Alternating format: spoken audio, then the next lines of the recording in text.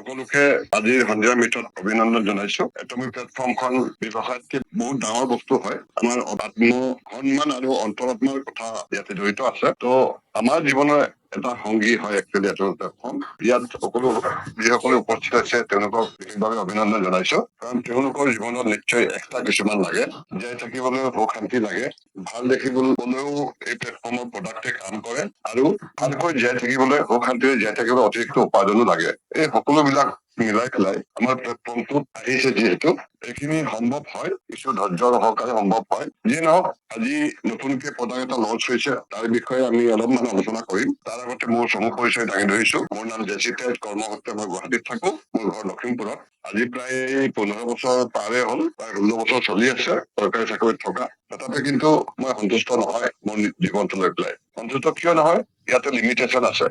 অৰ্থাৎ গোটেই মাহটো দৌৰিলো চাকৰি বুলি, মাহৰ মূৰত কিবা এটা পালো, আকৌ খাই শেষ কৰিলো, আকৌ দৌৰিলো, যেনেকে গৈ আছো তেনেকে আহি আছে, তেনেকে খাই আছো, এইখিনিয়ে আৰু বেলেগ একো নাই। আপুনি ইচ্ছামতে কৰবাত যাব নোৱাৰে, ইচ্ছামতে কৰবাত ফুৰিব নোৱাৰে, ইচ্ছামতে কাৰোবাক দিব নোৱাৰে, নিজৰ কাৰণে নাথাকে কাকনো দিব।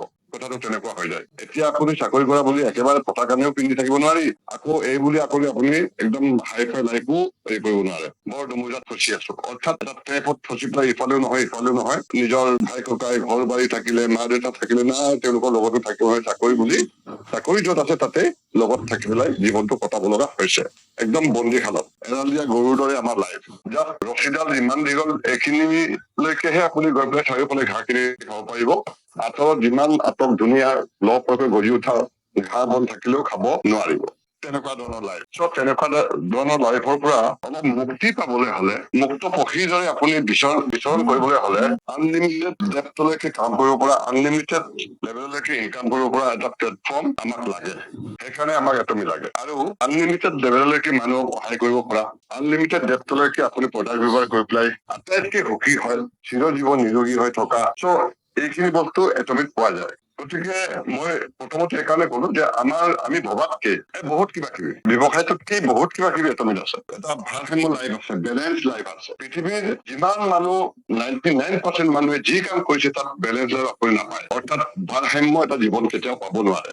আপোনাৰ স্বাস্থ্যও ঠিক থাকিব লাগিব, টকা পইচা উপাৰ্জনো হব লাগিব, লগ বন্ধুও থাকিব লাগিব, সদায় উৎসাহিত জীৱন, ব্যক্তিত্ব বিকাশ, ইয়াতে কি নাই? বিদেশ ভ্ৰমণ, মানে চব কিছু আছে। আনক সহায় কৰা, আনৰ দুখত দুখী হোৱা, দুখত থকা মানুহক উদ্ধাৰ কৰা, সমাজ সেৱা, সকলো আছে ইয়াতে। কিন্তু আপুনি চাপোজ ভাল চাকৰি এটা কৰিছে, আপুনিহে কৰিছে ভাই, তাতে অন্য মানুহৰ কি আহে যায়? অন্য মানুহৰ কি উপকাৰ হব? এটকা উপকাৰ হবনে? কেতিয়াবা তেওঁৰ জীৱনত আপোনাৰ কিবা কামত আহিবনে? নাহে। ইয়াতে সেইকাৰণে বেলেঞ্চ লাইফটো যদি আপুনি জীৱনত বিচাৰিছে, তেতিয়াহ'লে এটমি প্লেটফৰ্ম আপোনাৰ কাৰণে হয়। যদি বিচৰা নাই বোলে নাই হ'ব, যি পাইছো সেইটোতে মই সন্তুষ্ট, তেতিয়াহ'লে আপুনি য'ত যেনেকে আছে তেনেকেই থাকিব লাগিব হ'ল লাইফ। আপুনি বৰ বেছি ইফাল মাথা মাৰিব নোৱাৰে। আৰু কাৰোবাক সহায় কৰিম, কেতিয়াবা কৰবাত ইচ্ছামতে যে খাম, ইচ্ছামতে যাম, ইচ্ছামতে পৰিয়ালৰ লৈ পেলাই ঘূৰি ফুৰিম, কোনো সময়ৰ যে বান্ধোন নাথাকিব, তেনেকুৱা আপুনি লাইফ পাব নোৱাৰে। এটা বেলেঞ্চ লাইফ এটা আপুনি বিচাৰি যাওঁতে, এইখিনি কৰিবলৈ যাওঁতে কষ্ট, ত্যাগ, কিছু সময়, ধৈৰ্য নিশ্চয় লাগিব আমাৰ। এইখিনি জানি বুজি পেলাই আপুনি ইয়াত আহিব লাগে। এইখিনি নাজানি পেলাই যদি কামটো কৰে, তেতিয়াহ'লে আপুনি 6 মাহ এবছৰতে ভাগৰি পৰিব যে মই ইমান বছৰ দিলো ভাই, আজি 1 বছৰ হ'ল, 1.5 বছৰ হ'ল, একোৱেই হোৱা নাই দেখোন। এটা কথাই মনত পেলাব, তামোলৰ গছজোপা, পুলিজোপা ৰোৱাৰ সময়টো তামোল খোৱাৰ সময় নহয়। তাৰ কাৰণে 4 পৰা 5 বছৰ অপেক্ষা কৰিব লাগিব। এই কথা জানি পেলাই আপুনি আহিলে, কামটো শ্ল' হলেও কৰি গৈ আছে, আপুনি একো ফল পোৱা নাই, আপোনাৰ বেয়া নালাগিব। নহলে অন্য কোনোবাই যদি অলপমান কিবা গাত লগাই কৈ দিয়ে, আপোনাৰ বহুত বেয়া লাগিব। তো এইবিলাক জানি পেলাই আমি এইটো কামত আগবাঢ়িব লাগে। মই কলো, জীৱনত কোনো নোপোৱা এটা জীৱন, কেতিয়াও কোনেও উপভোগ কৰি পোৱা নাই, অনুভৱে কৰি পোৱা নাই, কল্পনাই কৰি পোৱা নাই, তেনেকুৱা এটা জীৱন এটমিৰ অন্তৰালত লুকাই আছে। এই জীৱনটো কেতিয়া পাব জানে? আজিৰ পৰা 5টা বছৰ পিছত বা 10টা বছৰ পিছত। নিজৰ কৰ্মৰ ওপৰত ভিত্তি কৰিব ডেফিনেটলি। যেতিয়া আপুনি চেমিষ্টাৰ হ'ব, তেতিয়াহে ইয়াৰ মহাত্মাটো বুজি পাব আপুনি। একো নকৰাকৈ মঙ্গলবাৰে আপোনাৰ ইনকাম আহি আছে। মানুহে ভাবিব আপুনি কি দি চলিছে, কি কৰে মানুহজন, একো দেখা নাপাওঁ দেখোন। পতাকা আনিবলৈও নাযায়, কৰবাত মিটিং মাটাঙতো ওলাই যোৱা নেদেখো, ঘৰৰ পৰা নোলাই দেখোন। কিনো কৰিছে? বেমাৰ আজাৰ হোৱাও দেখা নাই আজি বছৰে বছৰে। ইফালে আকৌ ধুনীয়াকে চলি আছে। মাজে মাজে কৰবাত ফুৰিবলৈ যোৱাহে দেখো দেখোন। কি কথা, কেনেকে চলিছে?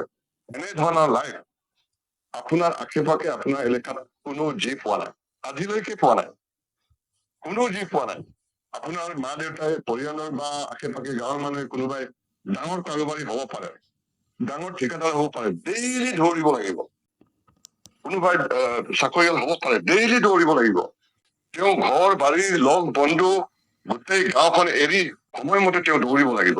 কিন্তু সেই সময় তেনেকুৱা জীৱনৰ পৰা আঁতৰি আহি আপুনি সময়ৰ স্বাধীনতা, অৰ্থনৈতিক স্বাধীনতা, আপোনাৰ মতে জীৱনটো আৰু ইচ্ছা মতে কাৰোবাক দিব পাৰিছে, কাৰোবাক আপুনি বনাব পাৰিছে, অৰ্থনৈতিকভাৱে স্বাধীন কৰিব পাৰিছে, আত্মনিৰ্ভৰশীল হবলৈ শিকাইছে, দান কৰিব পাৰিছে, ইচ্ছা মতে ঘূৰিব পাৰিছে, আৰু তেনেকে কৰিবলৈ মানুহক অনুপ্ৰেৰণাও দিছে। এনেকুৱা জীৱন আপুনি সময়ৰ গোলাম নহয়, সময়হে আপোনাৰ গোলাম। আপোনাৰ মতেহে সময় ফিক্স কৰিব। বোলে 9টা 10টা বাজিলে অফিচ যাবলৈ হ'ল, দৌৰা দৌৰি যাব দৰকাৰ নপৰে।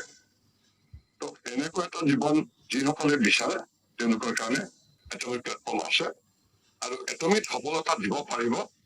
আপুনি বেমাৰক ঠিক কৰিবলৈ নহয়, আপুনি শৰীৰক ঠিক কৰিবলৈ চাব লাগে। বেমাৰ হবলৈ মানে সুযোগটোৱে দিব নালাগে। যিকোনো বেমাৰৰ উৎসটোৱে হ'ল সাধাৰণ গেছ, কিছুমান খোৱা খাদ্যৰ অভাৱ, অৰ্থাৎ ভিটামিনৰ ডেফিচিয়েঞ্চি। আমাৰ যিমানখিনি প্ৰডাক্ট আছে ভিটামিনেৰে ভৰপূৰ, যিটো ভিটামিন আমি প্ৰাকৃতিকভাৱে প্ৰকৃতিৰ পৰা আহৰণ কৰি দৈনন্দিন খাদ্যত আহাৰ হিচাপে খাই পেলাই আমি একচুৱেলি আহৰণ কৰিব লাগিছিলে। আজিৰ যুগত এই পৰিৱেশ, এই পৰিস্থিতি নাই। আপুনি যিমান দামী দামী বস্তু কিনি খালেও বিশুদ্ধ বস্তু পাবলৈ নাই। তেনে ক্ষেত্ৰত আপুনি দামী আপেল আঙুৰ খাইছে বুলি ভাবিছে, ফ্ৰেছ বস্তু খাইছে বুলি ভাবিছে, কিন্তু তাতে যিমান ভিটামিন আমাৰ শৰীৰত দৰকাৰ আছিলে এইখিনি পোৱা নাই। তো আমাৰ শৰীৰত ক্ৰমান্বয়ে আপোনাৰ পৰা ধৰি আপোনাৰ এণ্টায়াৰ ফেমিলিটোৱে বছৰ বছৰ ধৰি এই ভিটামিনৰ অভাৱত ভুগি ভুগি ভুগি ভুগি এটা সময়ত নোহোৱা নোপোজা বেমাৰ সৃষ্টি হয়। কিছুমান বেমাৰ পাৰ্মানেণ্টলি বহিয়ে যায়, আপোনাৰ মৃত্যুৰ লগতেহে যাব। এটমিক সফলতা হবলৈ হলে আপুনি নিজক প্ৰথমতে সুস্থ কৰিব লাগে আৰু আপোনাৰ পৰিয়ালটোক সুস্থ কৰি ৰাখিব লাগে। জীৱনত কেতিয়াও আপোনাৰ আৰু আপোনাৰ পৰিয়ালৰ কোনো ধৰণৰ সমস্যা আহিব নালাগে। এই সমস্যাটো নাহিলেহে আপুনি এটা সুচিন্তা কৰিব পাৰিব যে মই এই কামটোত বিনা দ্বিধাই আগবাঢ়ি যাম, কাৰণ মোৰ পিছফালে চিন্তা কৰিবলগীয়া স্বাস্থ্যজনিত কোনো কাৰণ নাই আৰু মোৰ পৰিয়ালত হব নোৱাৰে। সেই নিশ্চয়তাটো পাব কেতিয়া? এটমিক প্ৰডাক্ট ব্যৱহাৰেৰে। এটমিক প্ৰডাক্ট ব্যৱহাৰ কৰিলে কি হব? আপোনাৰ শৰীৰত যিমান ভিটামিন এতিয়ালৈকে অভাৱ হৈছে বা অভাৱ হবলৈ গৈ আছিলে, গোটেইখিনি ফুলফিল হলে যিটো বেমাৰ হব লগা আছিলে সেইটো কেতিয়াও নহয়। তো একমাত্ৰ প্ৰডাক্ট ব্যৱহাৰ কৰিহে আপুনি ইয়াত সফলতা পাব পাৰে, বা ব্যৱহাৰ কৰাইহে আপুনি সফলতা পাব পাৰে। অৰ্থাৎ নিজে নিজৰ পৰিয়ালক সুস্থ ৰাখি তেনেকুৱা হাজাৰ লাখ পৰিয়ালক সুস্থ কৰাব পৰাজনেহে ইয়াত সফলতা পাব পাৰিব। ঠিক আছে, তো তেনেকুৱা এবিধ প্ৰডাক্ট আমি সদায় দেখি থাকো, য'তে ত'তে পাওঁ, বহুতৰে ঘৰতো আছে। মোৰ য'ত মাটি আছে গুৱাহাটীত, তাতে মোৰ কমচে কম 5-6 জোপা আছে, না বেছি আছে চাগে, মই হিচাপ কৰা নাই, কিন্তু 5-6 জোপাতো আছে।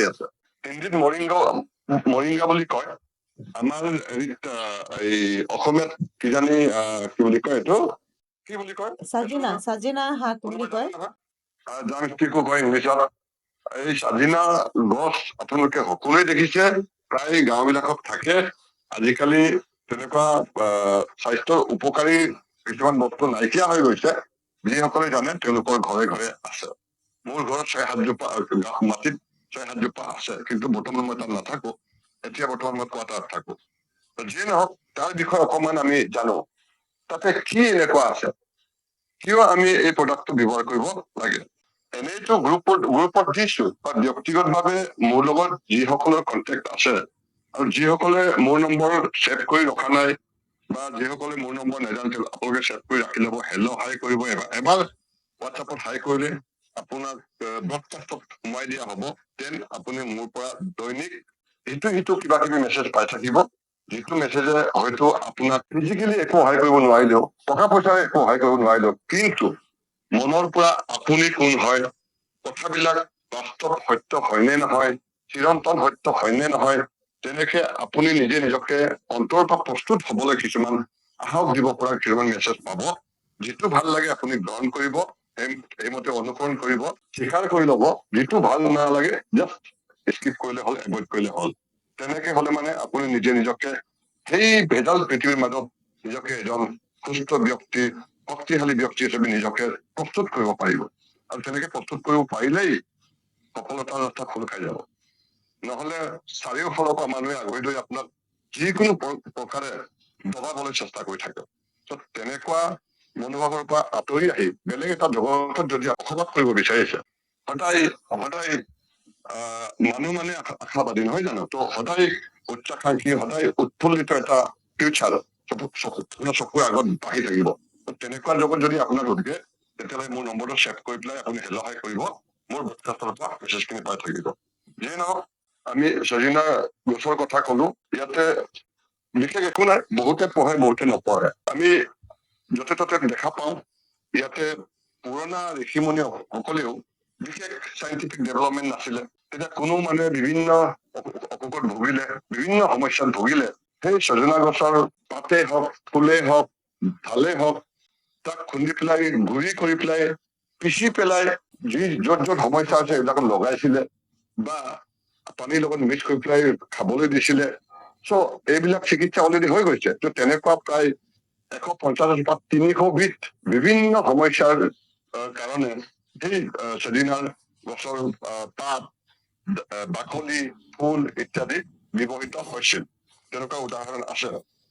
তো আধুনিক যুগত এতিয়া বৈজ্ঞানিকসকলে গৱেষণা কৰি পেলাই পাইছে যে সঁচাকেই সজিনা গছৰ যিটো বেনিফিট আছে, সেইটো একচুৱেলি আধুনিক যুগতো তেওঁলোকে স্বীকাৰ কৰিছে। চিকিৎসক ডক্তৰসকলে স্বীকাৰ কৰিছে যে ইয়াত বহুত কিবা কিবি ইনগ্ৰেডিয়েন্ট আছে, এইটো মানুহৰ কাৰণে বহুত উপকাৰী। সেইকাৰণে কি কৈছে, চুপাৰ ফুড বুলি কোৱা হৈছে। বাস্তৱ জগতত আমি যি বজাৰৰ পৰা আনি পেলাই বা খেতি বাতি কৰি পেলাই আমি একেলগে খাব পৰাটো সম্ভৱ নহয়। একেলগে চব ভিটামিন আমাৰ শৰীৰত এদিনতে বহুত দৰকাৰ হয়, একেলগে আমি গোটাই সেইখিনি ভিটামিন খোৱাটো সম্ভৱ নহয়। তাক আজিৰ বৈজ্ঞানিক যুগত, টেকনলজিৰ যুগত অতি সহজে ল'ব পৰাকৈ কেপচুল আকাৰত আমাক কেইবাটাও ভিটামিন একেলগে দি দিছে, যিটো ভিটামিন আপুনি ব্যৱহাৰ কৰি থাকিলে আপোনাৰ শৰীৰত যি হব লগা আছিলে বা কিবা এটা ফৰ্ম হব ধৰিছিলে বা হলেহেঁতেন, তেনেকুৱা সম্ভাৱ্য কোনো ৰোগ থাকিবলৈ নিদিয়ে। আৰু যদি হৈ আছে, ক্ৰমান্বয়ে লাহে লাহে নাইকিয়া হৈ যাব। কিন্তু মিনিমাম 4টা মাহ ব্যৱহাৰ কৰিব লাগে।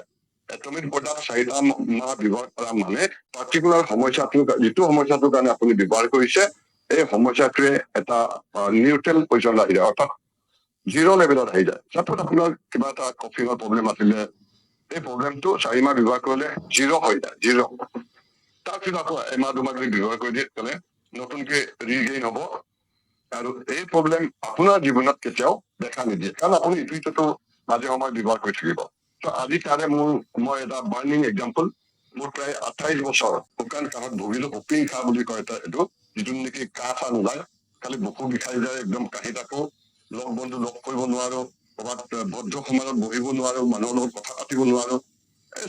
ছেকেণ্ডে বুলি ক'লেও ভুল নহয়। তেনেকুৱা কাহ আজি আপোনালোকৰ আগত সলসলীয়াকে 1-2 ঘন্টা 3 ঘন্টা গোটেই দিনটো লেকচাৰ ধাৰিব পৰা হৈ গৈছো। তেনেকে মই মেবি আমাৰ স্পাইলনা আছিলে, টুথপেষ্ট আছিলে, দেন হেমহিম আছিলে, এই 3টা স্পেচিয়েলি মই একেলগে ব্যৱহাৰ কৰিছিলো 1.5 মাহ। এমাহ ব্যৱহাৰ কৰোতে মই একো গম পোৱা নাই। অন্য মানুহে কোৱাৰ দৰে মই এমাহ ব্যৱহাৰ কৰিলো বা একো ৰিজাল্ট পোৱা নাই, তেনেকুৱাই হৈছিলে মোৰ। দেন যেতিয়া 1.5 মাহ হৈ গল, তেতিয়াহে বস্তুটো লাহে লাহে আঁতৰি গল। আজি প্ৰায় 3.5 বছৰ 4 বছৰে হৈ গল, কাৰণ মই 6 মাহ 8 মাহটো খাইছো একেবাৰে। আজি 4 বছৰে হৈ গল, এবাৰো ঘূৰি অহা নাই।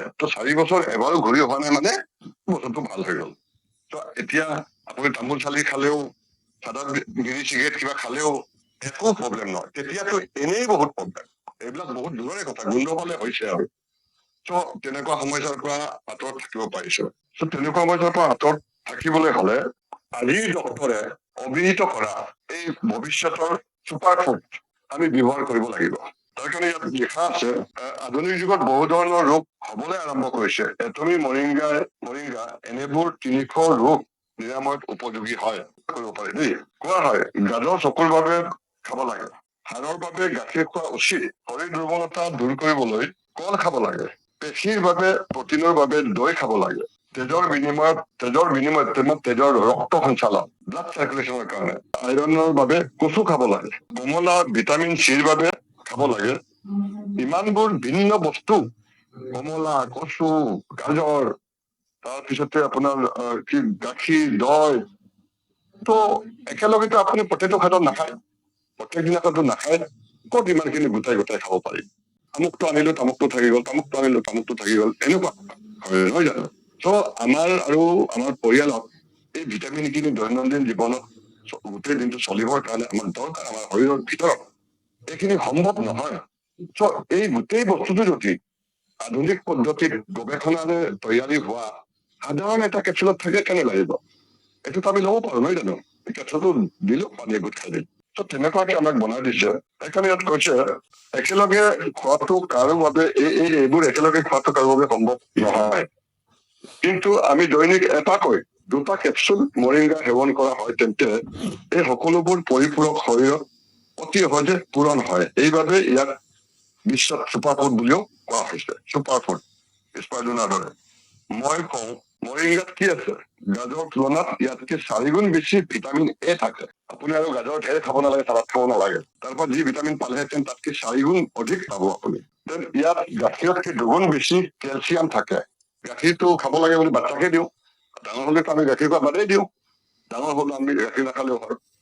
আকৌ আমাৰ সমাজত আছে ডাঙৰ সকলে যদি থাকে তোক কেঁচুৱা নেকি এনেকে কয়। তো তেনেকে টান বিলাক শুনি আমি নোখোৱা হওঁ, তো আমাৰ এটা বয়সত প্ৰব্লেমত পৰো আমি। দেন ইয়াত কলতকে 3 গুণ বেছি পটাছিয়াম থাকে, দৈতকৈ 2 গুণ প্ৰটিন থাকে, ইয়াত কচুতকৈ 9 গুণ বেছি আইৰণ থাকে, কমলাতকৈ 6 গুণ বেছি ভিটামিন চি থাকে। চ' ইমান কেইটা ভিটামিন আপুনি বেলেগে আনি পেলাই খোৱাটো সম্ভৱ নহয়। টকা পইচাৰ কাৰণতেই হওক বা আপোনাৰ আশে পাশে এভেইলেবল নোহোৱাৰ কাৰণে, যিকোনো প্ৰকাৰে এটা ঘৰত এই গোটেইখিনি ভিটামিন একেলগে কনজিউম কৰা ইম্পচিবল বুলি মই কলো। কোনো এটা ঘৰতে এইটো পচিবল নহয়। ইয়াতে থকা যিসকল ব্যক্তিয়ে কাৰো ঘৰত এইটো সম্ভৱ হোৱা নাই আজিলৈকে, কেতিয়াও ৰেগুলাৰ এইটো খাব পৰা হোৱা নাই। টকা পইচা নথকা নহয়, কিন্তু সহজে এভেইলেবল নহয়। কিবা এটা বস্তু আছে, কিবা এটাত নাই কিন্তু। তো এই বস্তুটো আমি যদি সদায় ডাইনিং টেবুলত ৰাখি দিওঁ এটা টেমা, মই আজি এতিয়া মিটিং শেষ কৰি পেলাই মই অৰ্ডাৰ দিম বুলি ভাবিছো, অৰ্ডাৰ দিমেই আৰু। চ' টেবুলত ৰাখি দিলো, গোটেই ঘৰ মানুহ ৰাতিপুৱা শুই উঠি ব্ৰাছ খালা নাই, এইটো খাই লোৱা, পাছত যি হয় হব। গোটেই দিনটো তোমাক গোটেই লাইফটো এৰি দিছো, এইটো খাই লোৱাচোন প্ৰথমতে। তো আমাৰ এতিয়া ল'ৰা ছোৱালী নিজে খায়, ক'ত স্পাইৰুলিনা ক'ত টেবুলত থাকে সদায়। তো এইটো হেবিট কৰাব লাগে। তেতিয়াহ'লে কি হয়, ডক্তৰৰ নামত আপোনাৰ এটকাও চিকিৎসা নাই, অহা যোৱা সময় নষ্ট নহয়, মনোকষ্ট নহয়, টেনচন নহয়, আৰু কোনো এটা ৰোগত ভুগি থাকিব নালাগে। ডক্তৰৰ চিকিৎসা ভাল বেয়া মই কবলৈ নাযাওঁ, ইমাৰ্জেঞ্চিৰ ক্ষেত্ৰত ডক্তৰ লাগিবই, কিন্তু আপুনি নিৰোগী হৈ থাকিবলৈ ডক্তৰ নালাগে। ৰোগ হোৱাৰ পিছত ডক্তৰ দৌৰাদৌৰি কৰি থাকক, আপুনি লাখ টকা খেদাওক, তথাপি তাৰ পৰা আপুনি আগৰ দৰে শৰীৰ বা আগৰ দৰে জীৱন যে ঘূৰাই পাব ডক্তৰে গেৰাণ্টি দিব নোৱাৰে। তেতিয়াহ'লে সেই ডক্তৰৰ ওপৰত বিশ্বাস কৰা উচিত নে অনুচিত, এইবিলাক নিজে বিবেচনা কৰিব। মইতো 1% বিশ্বাস নকৰো, 1% বিশ্বাস নকৰো। সেইকাৰণে কিজানি মই আজি 58 yearsলৈকে 58 বছৰলৈকে এটাও টেবলেট এটাও ইনজেকশ্যন ব্যৱহাৰ কৰি পোৱা নাই। ডক্তৰৰ ওচৰত ফাৰ্মাচীত মই গৈ পোৱা মোৰ ৰেকৰ্ডে নাই। চ' মৰিতো সকলো মানুহে জীয়াই থাকে, ইনজেকশ্যন লয়, টেবলেট খায়, গেছ হৈছে হেন হৈছে বুলি কয়, সকলো মানুহে জীয়াই থাকে। মৃত্যু পৰ্যন্ত আপুনি কেতিয়াও ৰোগত নপৰাকৈ, কেতিয়াও টেবলেট নোখোৱাকৈ আজি যেনেকে ভাল হৈ থাকিব পৰাটোহে আচল মানুহ। তেনেকুৱা মানুহ কিজানি আপোনাৰ লোকেলিটিত এটাও নাই, আপুনি বিচাৰি নাপাব। তেনেকুৱা হবলৈ আপুনি ট্ৰাই কৰক। আপোনাক দেখি আজিৰ পৰা 2 বছৰৰ পিছত গোটেই গাঁওখন দৌৰি আহিব। আজি 2 বছৰে তহঁতৰ ঘৰত কোনো ধৰণৰ সমস্যা নাই কিয় মানুহে প্ৰশ্ন কৰিব, কি ব্যৱহাৰ কৰ ভাই, লগে গম নাপাব। মই কলো নহয় এই ব্যৱসায়টো কিবা ব্যৱহাৰ কৰিছে আপুনি একো গম নাপায়, কিন্তু 2-3 বছৰ আপোনাৰ ধৈৰ্যৰ প্ৰয়োজন আছে, তেতিয়াহে মানুহে গম পাব। কিবা সমস্যা আমুকৰ তাত যাওক, আপুনি যাবই নালাগে, প্ৰথমতে আমি যাব লাগে, পিছত তেওঁলোক আহিব। সেইটোৱে নিয়ম ইয়াতে। মৰিংগা বুলি কিছুমান বড়ি বনাই পেলাই খোৱা হয়। এই আয়ুৰ্বেদিক চিকিৎসাবিলাকত কিছুমান হোমিঅ ট্ৰিটমেণ্ট বিলাকত পেকেট কৰি দিয়া হয়। এইবিলাক একচুৱেলি বৰ চাইণ্টিফিক, বৰ হাইজেনিক নহয়। তাতে কেমিকেল কিবা কিবি থাকিব, কেমিকেল বুলি নকওঁ, বেক্টেৰিয়া ভাইৰাছ লাগি যাব পাৰে ক'ৰবাত, এয়াৰৰ পৰা কিবা কণ্টামিনেশ্যন তাত পেলাই, এইবিলাক মানে পিয়ৰলি হাইজেনিক নহয়। তেনেকে আপোনাৰ ভৱিষ্যতলৈ অসুবিধা হয়। ক'ৰবাত লিভাৰৰ হাৰ্টত ক'ৰবাত আপোনাৰ এইবিলাক ঘাঁহ হ'বগে পাৰে, এনেধৰণৰ পাউডাৰৰ পৰা, এই কথাও ইয়াত লিখিছে। ত' এইটোক বাদ দি পেলাই যদি আমি চাইণ্টিফিকেলি যিটো ডিজাইন কৰা আমাৰ শৰীৰৰ কাৰণে আটাইতকৈ উত্তম উপযোগী বস্তু, সহজতে ল'ব পৰাকৈ ইনটেক চিষ্টেমত বনাইছে, সৰু এটা কেপচুল ব্যৱহাৰ কৰি পেলাই আমি নিজৰ আৰু নিজৰ পৰিয়ালক সুস্থ কৰি ৰাখিব পাৰো। ত' আজি মৰিংগাৰ মেইন কথাটো এইখিনিয়ে। কি কামত আহে এইটো পিছৰ কথা। যদি আপোনাৰ এই ভিটামিন খিনি ফুলফিল হৈ থাকে, আপোনাৰ সকলো কামতে আহিব, আপোনাৰ বেমাৰৰ সৃষ্টি হ'ব নোৱাৰে। তেতিয়াহ'লে একচুৱেলি বেমাৰ সৃষ্টি নহবৰ কাৰণে খাব লাগে। বেমাৰ হোৱাৰ পিছত আপোনাৰ দিগদাৰ আছে, অলপ দেৰি লাগিব ভাল পাবলৈ, কাৰণ বেমাৰখিনি আঁতৰাই ল'ব লাগিব। তাৰপিছতে এই প্ৰডাক্টটোৰ যি গুণাগুণ আছে, যি আপোনাক একচুৱেলি নতুনকে সৃষ্টি কৰিব লাগে, এইখিনি দিব, যি ভিটামিন এইখিনি দিব পাৰিব। ত' বেমাৰটো হোৱাৰ পিছত বেমাৰৰ লগত জড়িত থাকোঁতে তোমাৰ সময় যাওক। ত' আজি যেনেকে আটক ধুনীয়া হৈ আছে, আজি যেনেকে আপুনি ভাল হৈ আছে, নিৰোগী হৈ আছে, গোটেই পৰিয়ালটো চিৰ জীৱনে তেনেকেই থাকিব লাগে। ত' তেনেকে যদি থাকিব লাগে, তেতিয়াহ'লে এটমিক প্ৰডাক্ট আপুনি ব্যৱহাৰ কৰিব লাগে। ছাকচেছৰ মূল মন্ত্ৰ এইটোৱে। আজি আপুনি ব্যৱহাৰ কৰি পেলাই ভাল হৈ থাকিলে, তেনেকুৱা ভাল হৈ থাকিবলৈ আপুনি যিমান পাৰে ইমান মানুহক প্ৰসাৰ কৰিব লাগে। প্ৰডাক্টটো ইউজ কৰি আপুনি নিজে অভিজ্ঞতা লওক, যদি ভাল এই প্ৰডাক্টটো শ্বেয়াৰ কৰক, আনৰ উপকাৰ সাধক, অৰ্থাৎ মানৱ সেৱা কৰক, দুজন ব্যক্তিক আপুনি উপকাৰ কৰক। সেই কাৰবাৰটো যেতিয়ালৈকে নকৰে আপুনি সফলতা লাভ কৰিব নোৱাৰে। চিম্পুল চা কথা। ত' মই বেছি দীঘলীয়া কৰো, আপোনালোকৰ প্ৰগ্ৰেম আছে শ্বেডিউল কৰা। এইটো আমি মৰিংগাৰ জাষ্ট ইনগৰেশ্যনটো কৰিলো, প্লাছ মই বেলেগ টিমতো যাব লাগে। গতিকে মোক এইখিনি সময় দিয়াৰ কাৰণে আমাৰ special agent Kishan Dutta ma'am আৰু আজিৰ হোষ্ট ৰাণু মেমক বহুত ধন্যবাদ। আপোনালোকে এনেকে কণ্টিনিউ কৰি থাকক। জীৱনটো বহুত বছৰ বাকী আছে ভাই, মোৰ ইমান বছৰ নাই যদিও বহুত বছৰ বাকী আছে বুলি মই ভাবো, কাৰণ এতিয়ালৈকে প্ৰব্লেম হোৱা নাই। তেতিয়াহ'লে মানে আৰু কেতিয়া হ'ব? 58 বছৰলৈকে এজন মানুহৰ যদি কোনো প্ৰব্লেমেই হোৱা নাই, আৰু কেতিয়া? এতিয়া পৃথিৱীৰ 1 নম্বৰ গৱেষণাৰ পেটেণ্টেড বস্তু পাইছো, প্ৰাকৃতিকভাৱে চিকিৎসা হ'ব যি হ'ব। আজি এগৰাকী লেডিছে কৈছে যে মোৰ অলপমান কিবা চিষ্ট ধৰণৰ প্ৰব্লেম হৈছে, বাঢ়িছে। আপুনিতো এটমিক বোলে আজি 3-4 বছৰৰ পৰা আছে, কিয় ব্যৱহাৰ কৰা নাই? বোলে নহয় ভাল হয়নে নহয়নে। আচ্ছা, তেতিয়াহ'লে আপুনি যোৱা 2 বছৰ 3 বছৰ ডক্টৰ তাত গৈছে বোলে, গৈছো, ডক্টৰ বস্তু টেবলেটটো খাই আছো। তো ডক্টৰে কিবা আপোনাক গেৰাণ্টি দিছে নে? তেওঁ কৈছে যে এইকাৰণে সুধিছে যে যদি আপোনালোকে কয়, আমাক কৈছে, আমি একো নকওঁ, এটমি কৈছে প্ৰডাক্টে ক'ব। আপোনালোকে যদি কয় যে ভাল পাবই বুলি যদি গেৰাণ্টি দিয়ে, তেতিয়াহ'লে মই ব্যৱহাৰ কৰিম। তেতিয়াহ'লে আপুনি ডক্টৰ তাত গৈ থাকক। আজি 3 বছৰে গৈছে নহয়, গৈ থাকক চিৰ জীৱন। কিন্তু আপোনাৰ সমস্যাটো কেতিয়াও সমাধান নহয়, টানি থাকিব এটা ডক্টৰৰ পৰা সেইটো ডক্টৰ, এটা হস্পিটেলৰ পৰা সেইটো হস্পিটেল। প্ৰত্যেকতে আপুনি নতুনকে আকৌ চোৱা আৰম্ভ কৰিব, নতুনকে পৰীক্ষা কৰাব। প্ৰত্যেক নতুনকে পৰীক্ষা কৰোতে আপোনাৰ 6,000 টকা 6,000 টকা গৈ থাকিব। এতিয়ালৈকেতো লাখ টকা গ'ল থাকে বোলে, ছাৰ গ'ল বোলে। তেতিয়াহ'লে আপুনি এই সাধাৰণ 6,000 টকা ইয়াত খৰচ কৰিব চব। তাৰপৰ মই তেওঁক কৈছো পমগ্ৰেনেট আৰু আপুনি চিলাদি ব্যৱহাৰ কৰক। তো তাতে খুব বেছি 7,000 টকা যাব। এইটো যদি আপুনি ৰিস্ক ল'ব নোৱাৰে, ঘৰ মাটি বিক্ৰী হ'ব বুলি ভাবিছে, দেন আপুনি ডক্টৰ তাতে গৈ থাকক, এটাতে গৈ থাকক। আজি 3 বছৰ হ'ল নাই ডক্টৰ তাত যোৱা? এতিয়া বাঢ়িছেহে বুলি কৈছে, কমিব লাগিছিলে নাই? এতিয়া কমিবতো লাগিছে, বাঢ়িছে বুলি কৈছে। তো তাতে গৈ থাকক। তেতিয়াহ'লে আপুনি ডক্টৰক বিনা প্ৰশ্নত হওকে নহওকে আপুনি লাখ টকা দিলে, কিন্তু ইয়াত 7,000 টকাৰ কাৰণে আপুনি বোলে গেৰাণ্টি দিব পাৰিবনে নাই? মানুহৰ কথা কোনে গেৰাণ্টি দিব পাৰে? কাইলৈ কোনে ক'ত কি হ'ব কি কথা? তথাপি তুমি এমাহৰ কাৰণে গেৰাণ্টি দিছে। তো এই এমাহ আপুনি বিশ্বাস কৰি পেলাই ব্যৱহাৰ কৰোঁতে আপোনাৰ কি আহে যায়? ৰিজাল্ট নাহিলেই যেনিবা কিনো হ'ব? এনেধৰণৰ ৰিস্ক আপুনি ল'ব লাগিব, তেতিয়াহে আপুনি কিবা এটা পাব। কাৰণ কিবা এটা পাবলৈ হ'লে আপুনি কিবা এটা ৰিস্ক ল'ব লাগিব, আদাৰৱাইজ আপুনি ইয়াতে একো ফল পাব নোৱাৰে। মই তেনেকে বুজাই দিলো। চ' থেংক ইউ। কথা ক'লে ওলাই থাকিব। বহুত ধন্যবাদ জানমে। মই আপোনাক সকলোকে পুনৰবাৰ নমস্কাৰ জনাই মোৰ বক্তব্য সামৰিছো, আৰু আপোনাক মই বাক্যতে ধন্যবাদ কৰিছো। নেক্সট যিটো শ্বেডিউল প্ৰগ্ৰেম একৰ্ডিংলি আপোনালোকে চলাই লৈ যাব বুলি আশা ৰাখিলো। Thank you everyone. হয় ছাৰ, বহুত ধন্যবাদ আৰু অভিনন্দন, আৰু বহুত ভাল লাগিছে ছাৰ। মৰিংগাটো মই অপেক্ষা কৰি আছিলোঁ এটমিত কেতিয়া আহিব বুলি, আৰু আমাৰ আশা পূৰণ হৈছে। আৰু এটা আছে চিবাকট্ৰনটো মই অপেক্ষা কৰি আছোঁ, এইটো অতি সোনকালে আহিব বুলি ভাবিছোঁ। আৰু আয়ুৰ্বেদিকৰ যিমানকেইটা মানে ঔষধ আছে বনৌষধি আছে সকলোখিনি আমি এতিয়া লাহে লাহে এটা এটাকৈ এটমিটো পাবলৈ সক্ষম হৈছোঁ। তাৰ বাবে বহুত ভাল লাগিছে। হয় ছাৰ, থেংক ইউ। আপোনাৰ বহুত বহুত ধন্যবাদ জ্ঞাপন কৰিছোঁ আৰু এনেদৰে আপুনি আমাক মাৰ্গদৰ্শন কৰি থাকিব সদায়। Thank you sir. আপোনালৈ বহুত বহুত ধন্যবাদ আৰু অভিনন্দন আৰু বহুত বহুত শুভেচ্ছা। আৰু ছাৰ, মই এতিয়া স্পেচিয়েল এজেণ্ট নাই হোৱা, এজেণ্ট হৈ আছোঁ। আৰু স্পেচিয়েল এজেণ্ট হোৱাটো মোৰ সপোন। সেইটো মোৰ সপোন হয়। হৈ যাব হয়, সেইটো মোৰ সপোন হয়। একচুৱেলি মই PV বনাব পাৰোঁ, PV বনাই স্পেচিয়েল এজেণ্ট হৈ যোৱাটো মোৰ সপোন নহয়। মোৰ সপোন হৈছে যেতিয়া মোৰ এটা টাৰ্গেট আছে, অলৰেডি ফিক্স কৰিছোঁ, সেই টাৰ্গেট যেতিয়া কমপ্লিট হ'ব সেইদিনা মই স্পেচিয়েল এজেণ্ট হ'ম ছাৰ। যদি মোৰ টাৰ্গেট ফিক্স যেতিয়ালৈকে নহয় মই স্পেচিয়েল এজেণ্ট ৰেংকটো নলওঁ। আৰু যিদিনা মই স্পেচিয়েল এজেণ্ট ৰেংক ল'ম সেইদিনাৰ পৰা আপুনি মোক প্ৰতিটো ছেমিনাৰতে লগ পাব ছাৰ। হয়, থেংক ইউ। চ' মোৰ দলটো মোৰ আগবঢ়াটোৱে মোৰ সপোন হয়। চ' মোৰ দলত লেফ্ট ৰাইট লিডাৰ্ছ এজেণ্টৰ এটা দল মই তৈয়াৰ কৰিবলৈ গৈ আছোঁ। চ' সেই দলৰ লগত মই আগুৱাই যাম। চ' সেইটোৱে মোৰ সপোন। হয়, থেংক ইউ ছাৰ।